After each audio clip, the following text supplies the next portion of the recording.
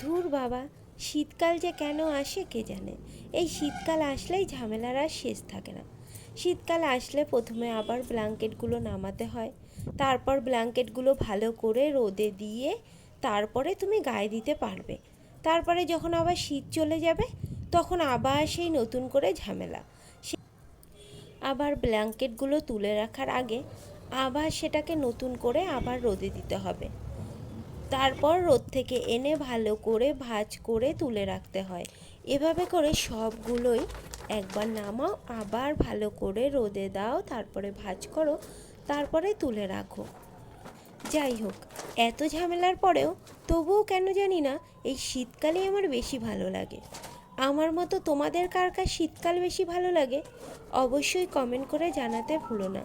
আর ভিডিওটি যদি ভালো লেগে থাকে তাহলে অবশ্যই একটা লাইক করো।